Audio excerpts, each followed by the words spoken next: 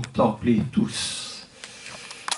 Et je trouve vraiment beaucoup de bonheur et je veux que vous le sachiez.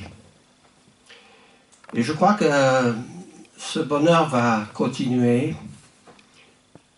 Je sais qu'un jour je vais vous quitter, mais ce jour-là je serai avec mon Seigneur, avec une grande foule de chrétiens. Donc ce bonheur, il va continuer. Et ce n'est pas des paroles en l'air, parce que j'ai la pleine conviction de ce que je dis. Et aussi, c'est avec intelligence que je partage ces choses avec vous.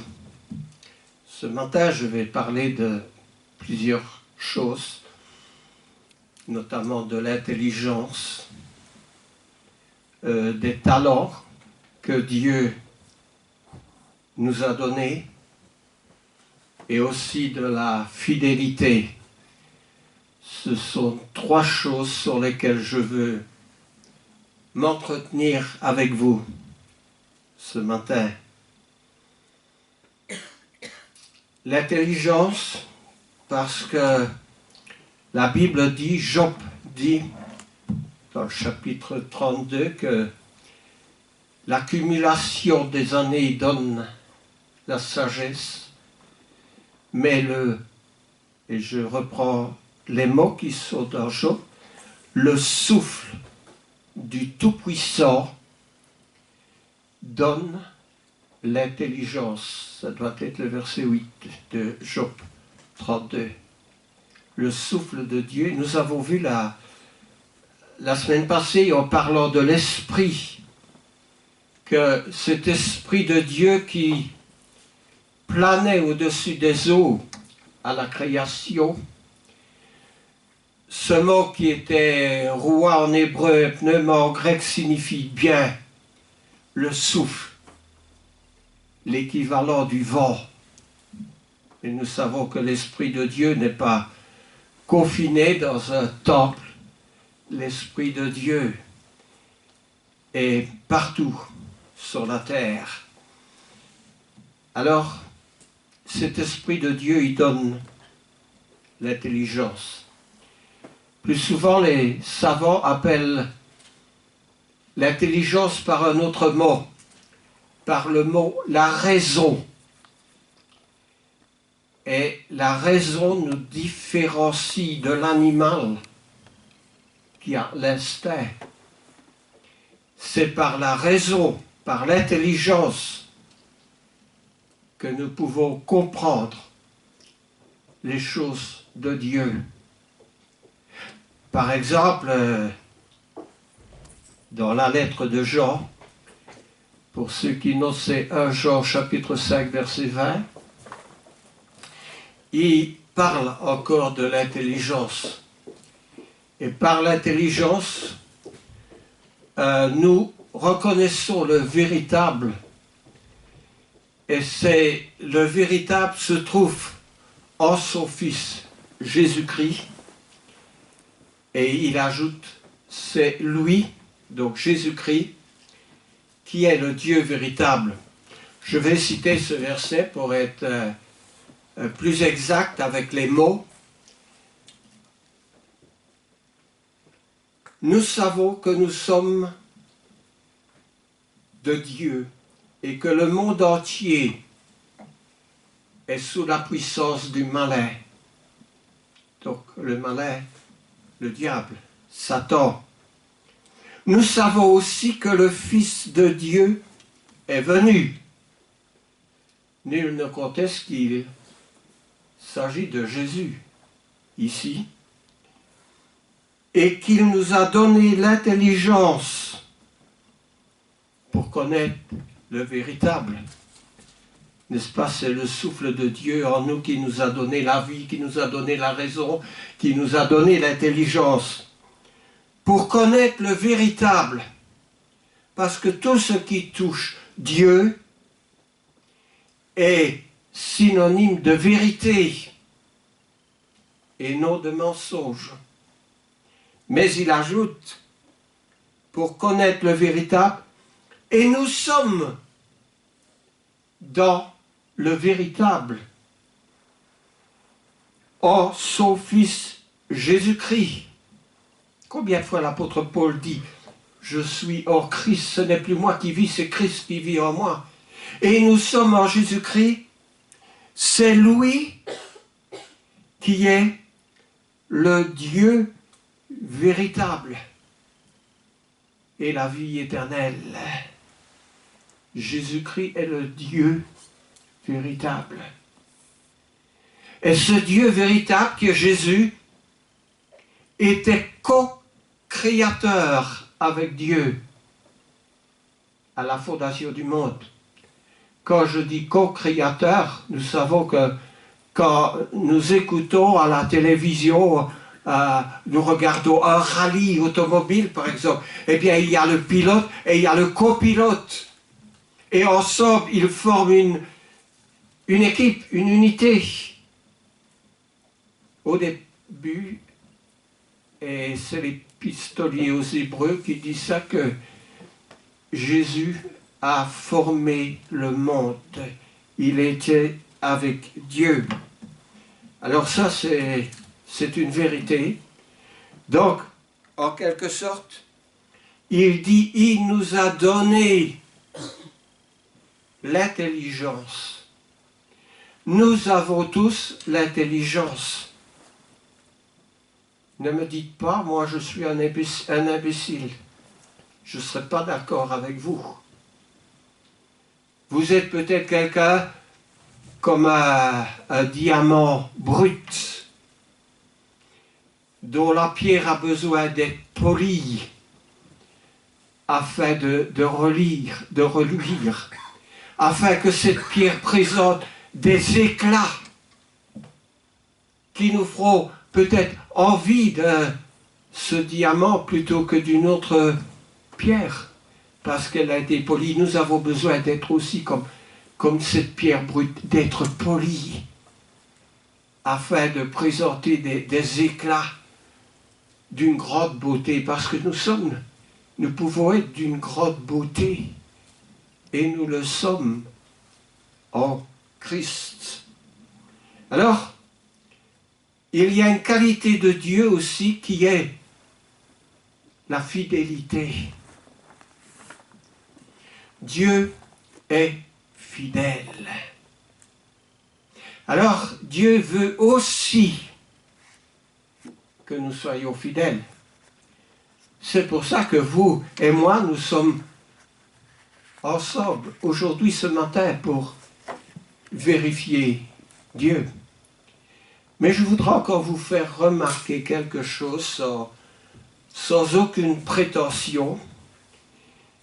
Il faut parfois aller à l'original pour bien voir la signification des mots, parce que les mots grecs sont parfois plus significatifs.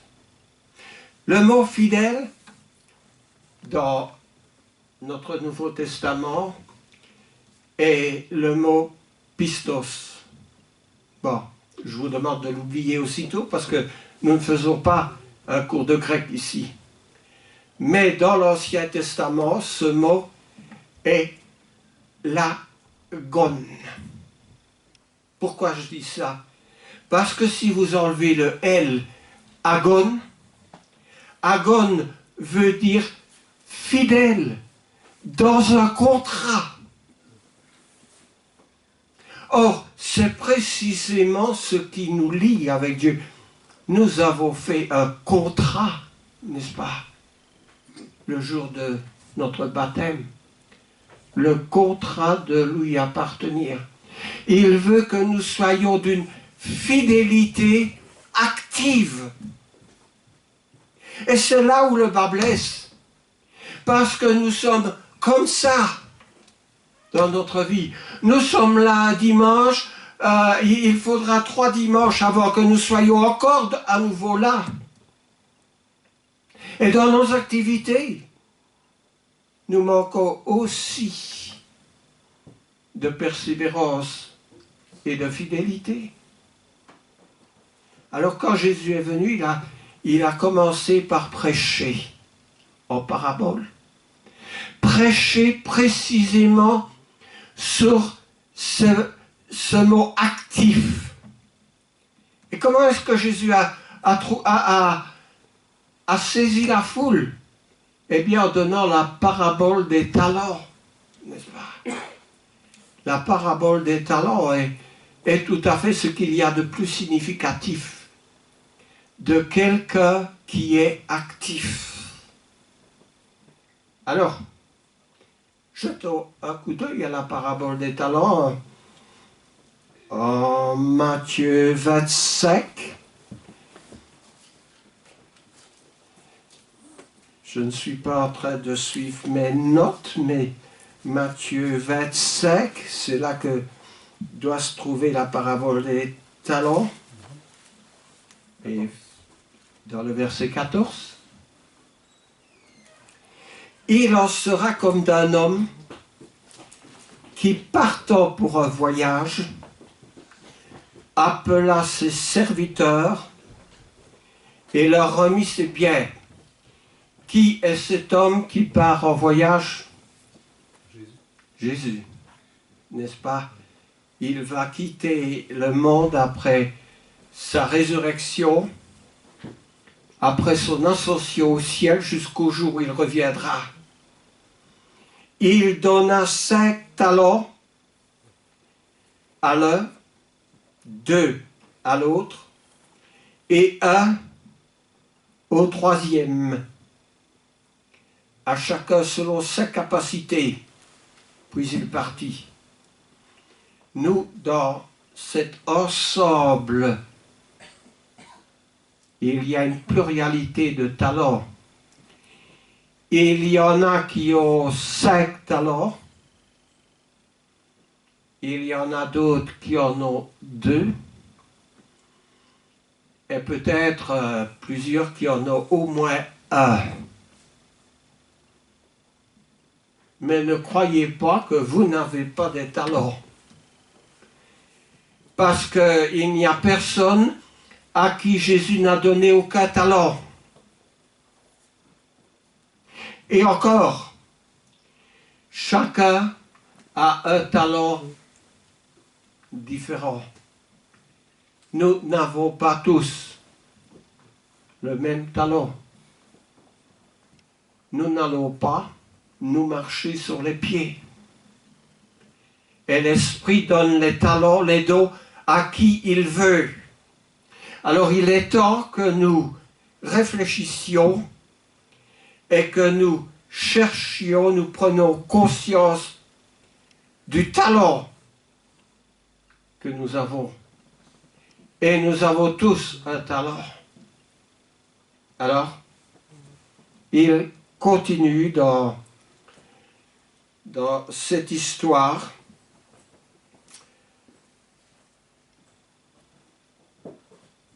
Aussitôt, celui qui avait reçu les 5 talents s'en alla, les fit valoir, et il gagna 5 autres talents. De même, celui qui avait reçu les 2 talents gagna 2 autres.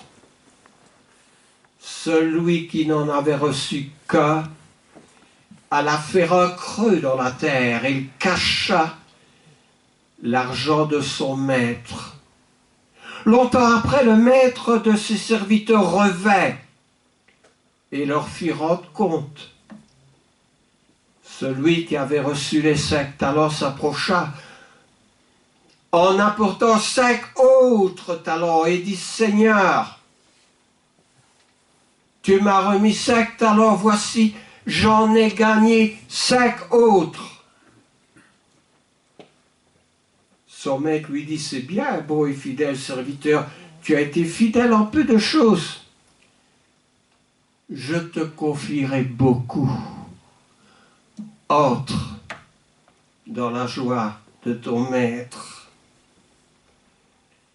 Celui qui avait reçu les 2 talents s'approcha et il dit: Seigneur, tu m'as remis 2 talents. Voici, j'en ai gagné 2 autres. Son maître lui dit, c'est bien, bon et fidèle serviteur, tu as été fidèle en peu de choses. Je te confierai beaucoup. Entre dans la joie de ton maître. Celui qui n'avait reçu qu'un talent s'approcha ensuite et dit, Seigneur, je savais que tu es un homme dur, qui moissonne où tu n'as pas semé, qui amasse où tu n'as pas fané. J'ai eu peur et je suis allé cacher ton talent dans la terre. Voici, prends ce qui est à toi. Et son maître lui répondit, serviteur méchant et paresseux, tu savais que je moissonne où je n'ai pas semé, et que je l'amasse où je n'ai pas vanné. Il te fallait donc remettre le talent au banquier, et tu aurais retiré avec un intérêt. Ôtez-lui donc le talent et donnez-le à celui qui a les 10 talents, car on donnera à celui qui a, et il sera dans l'abondance.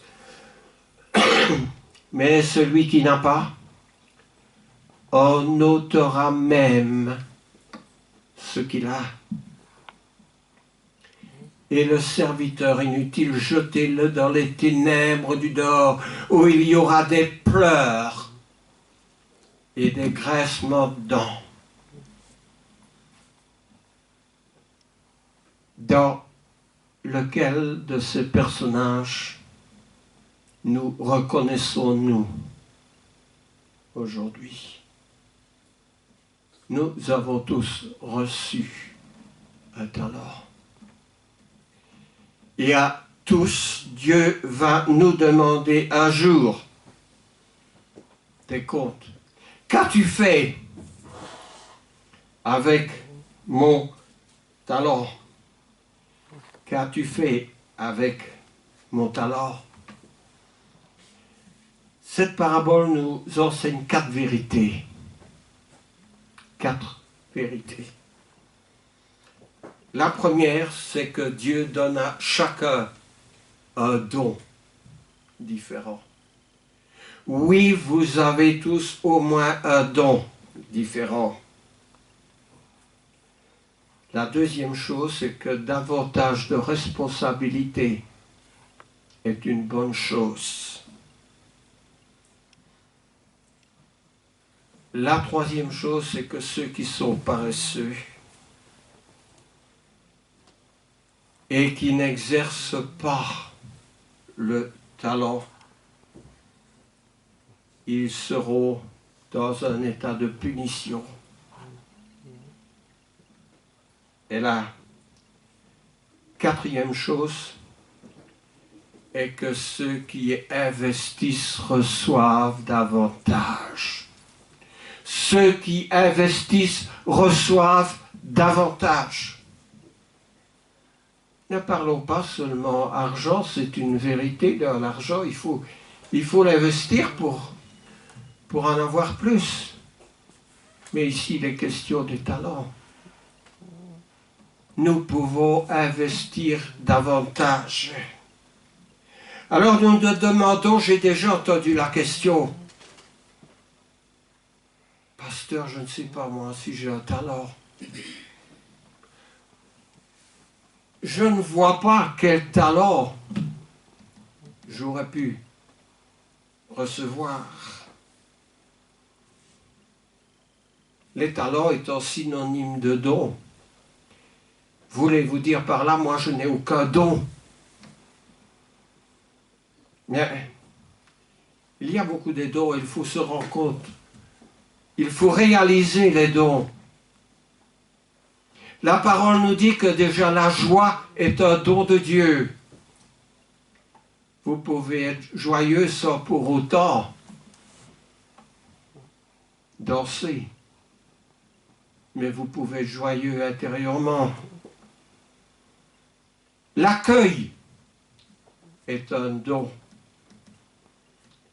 j'ai déjà été dans beaucoup d'assemblées de l'Église, en Afrique, en Amérique, en Europe.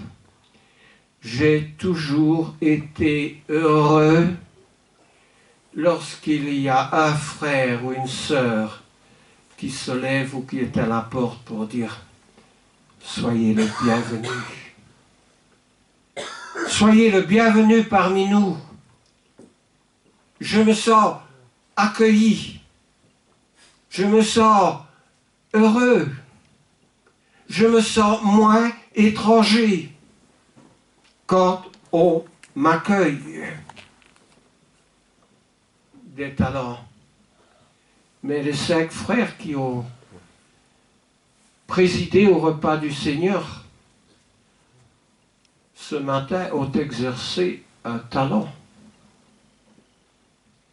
Ils ont présidé, ils ont prié, ils ont passé la corbeille, ils ont passé le pain, le fruit de la vigne à chacun d'entre nous. C'est un talent qu'ils ont mis en pratique. Des frères ont prié, c'est aussi un talent de se lever et de prier, de présenter à Dieu des requêtes pour nous tous. Nos sœurs qui nettoient de temps en temps, c'est un talent, n'est-ce pas? De prendre soin avec ceux qui sont ici, qui veulent bien être ici, pour entretenir la maison où nous nous réunissons. Quand il y a des malades, on visite des malades, c'est un talent. Vous pouvez participer à la prière, au nettoyage des lieux où nous nous réunissons et visiter des malades. Moi là, déjà, je vois 3 talents qui sont réunis. Lorsqu'il y a un deuil, ah oui, nous ne sommes pas toujours dans la possibilité de nous y rendre à cause de notre travail. Mais nous pouvons téléphoner. Nous pouvons présenter nos condoléances. Nous pouvons dire à celui qui est dans la tristesse que nous partageons avec lui ce moment difficile. Et ne pensez pas que celui qui est dans le deuil ne pense pas à ces choses. Dans la maladie, la visite de nos membres, d'un voisin, d'un membre de notre famille à l'hôpital et de l'encourager. Il y a beaucoup de possibilités d'exercer un talent. Il y a parfois des réunions spéciales, le Nouvel An, des réunions à cause d'une activité dans l'église. Eh bien, ne quittons pas les lieux sans avoir fait un peu de nettoyage ou fait la vaisselle. On se dit, mais parfois, mais il est tard, moi j'ai été assez longtemps ici, je dois partir. Peut-être c'est le cas, mais on peut donner un rendez-vous à un autre jour pour aider au nettoyage des lieux. Il ne faut pas laisser à une seule personne qui est âgée de le faire. Il y a beaucoup de talents. Il se peut que nous sous-estimons nos capacités de servir Dieu. L'apôtre Paul dit aux Éphésiens, examinez ce qui est agréable au Seigneur. Si c'est agréable à une personne de partager avec elle ou pour elle, les choses qu'elle a à faire ou le nettoyage, c'est agréable aussi au Seigneur. Alors, ne fouillons pas toutes nos responsabilités. Paul dit encore aux Éphésiens, n'attristez pas le Saint-Esprit de Dieu. Paul dit encore à chacun, la manifestation de Dieu est donnée pour l'utilité commune. Qu'est-ce que c'est l'utilité commune? C'est une unité collective, n'est-ce pas? Commune, en commun. Paul dit aussi aux Corinthiens, il y a une diversité de talents, diversité de dons, diversité de ministères, diversité d'opérations. Et Paul ajoute, mais le même Dieu qui opère tout en tous. Et Paul dira aux Thessaloniciens, n'éteignez pas le Saint-Esprit, à Thessaloniciens 5, 19. N'éteignez pas l'Esprit.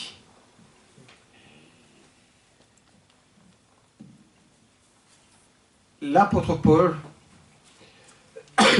en parlant des païens, dit qu'ils ont l'intelligence obscurcie. L'intelligence obscurcie. Ce qui n'est pas le cas pour les chrétiens. Nos prières, nos chants, nos cantiques doivent s'effectuer par notre esprit, mais aussi par notre intelligence. Il y a une histoire intéressante, je ne vais pas vous y plonger, c'est en Ézéchiel 36 et 37. Je vous résume un petit peu cela. Le peuple d'Israël, qui était dans l'Ancien Testament le peuple de Dieu, avait failli dans sa mission. Vous comprenez tous le mot faillir, n'est-ce pas? Il n'avait pas glorifié Dieu dans sa mission. Et qu'est-ce que Dieu avait fait? Dieu, en quelque sorte, leur avait dit, allez, vous promenez un petit peu, vous allez réfléchir là. Il les avait emmenés, ce qu'on appelle en captivité, pendant 70 ans, à Babylone. Or, le prophète Ézéchiel se trouvait lui aussi avec ces Juifs qui avaient été punis, qui avaient été emmenés en captivité. Mais voilà, l'Esprit de Dieu s'adresse à Ézéchiel. Et par Ézéchiel, Dieu dit au peuple, Dieu ne vous a pas oublié, il s'est souvenu de vous. Et voici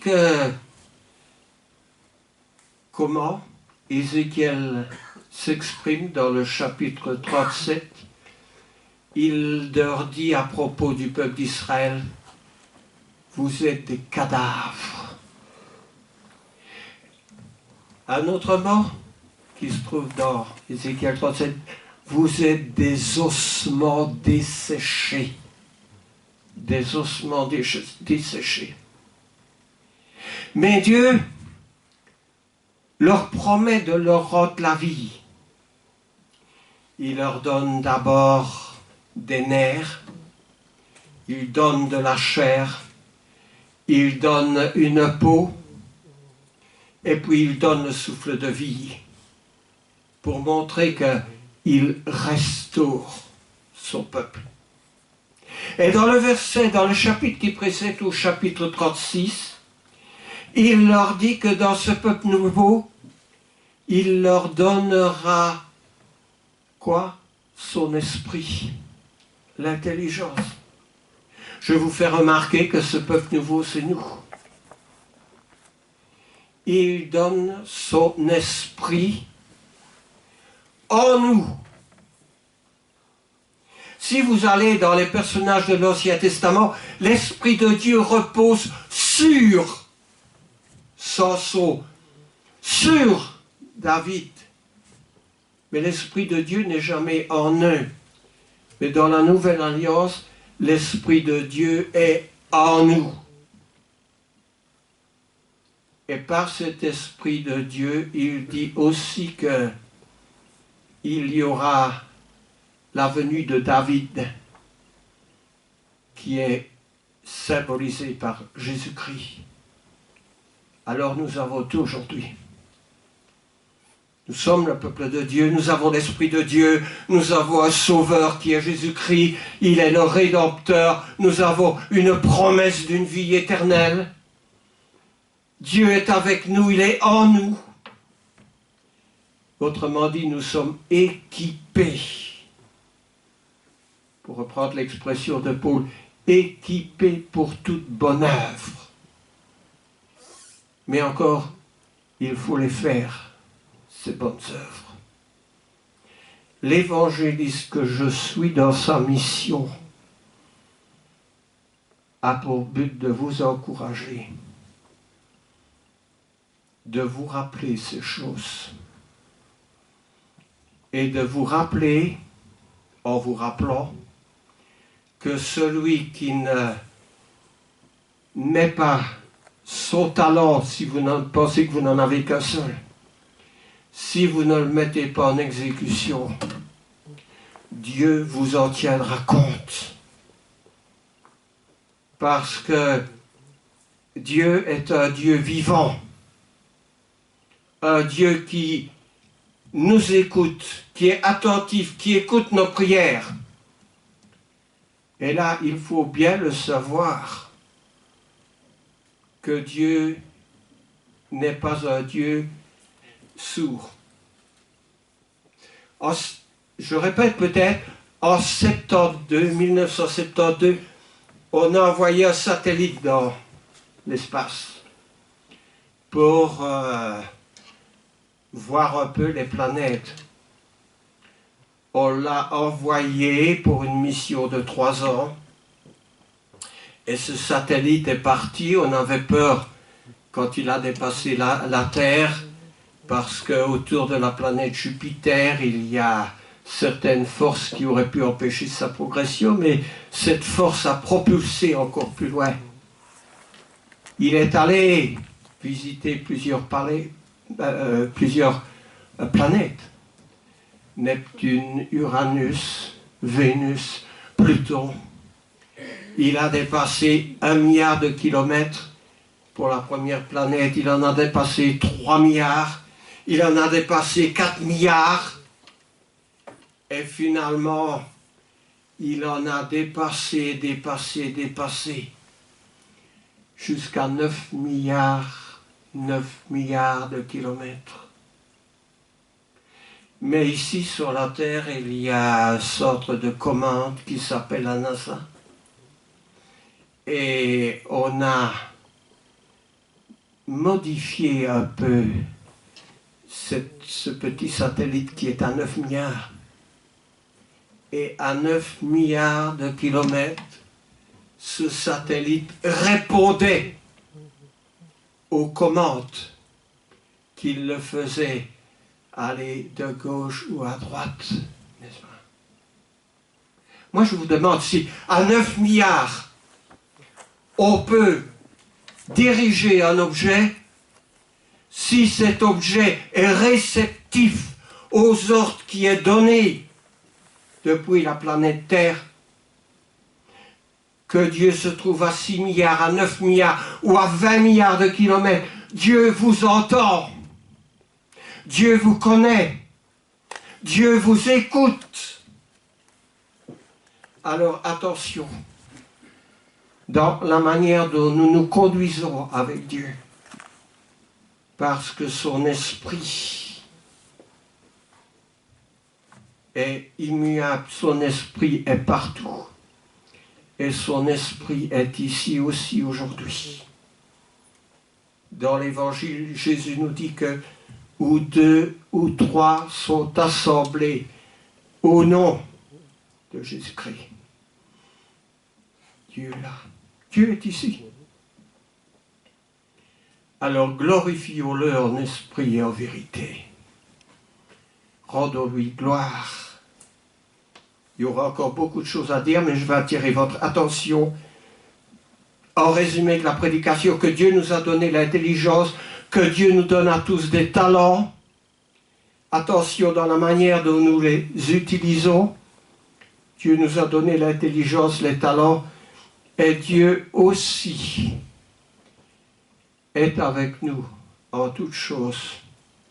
Il prend soin de vous. Ayons cette confiance que Dieu est avec nous, en nous, parmi nous. Il nous écoute et Dieu est attentif. Et Dieu, s'il a donné 3 talents à l'un, 5 talents à l'autre, il vous a donné aussi au moins un talent. Dieu ne vous oublie pas. Et Dieu nous aime. Il nous a donné son Fils. C'est le Sauveur du monde, le Rédempteur. Mon Sauveur personnel aussi. Et lorsque nous avons été baptisés, à peu près tous l'ont été, Jésus a dit, faites des disciples, baptisez-les au nom du Père, du Fils et du Saint-Esprit. Et enseignez-leur à observer tout ce que je vous ai prescrit. Et si nous ne sommes pas dans les réunions d'études, si nous ne nous déplaçons pas pour recevoir l'enseignement de Christ, il y a beaucoup de choses qui vont nous manquer, que nous allons perdre de vue, que nous allons passer à côté, que nous allons rater. Mais attention, Dieu nous demandera compte pour toutes choses, parce que se déplacer aux réunions, c'est aussi un talent, un don, afin que nous puissions par notre intelligence saisir les choses de Dieu.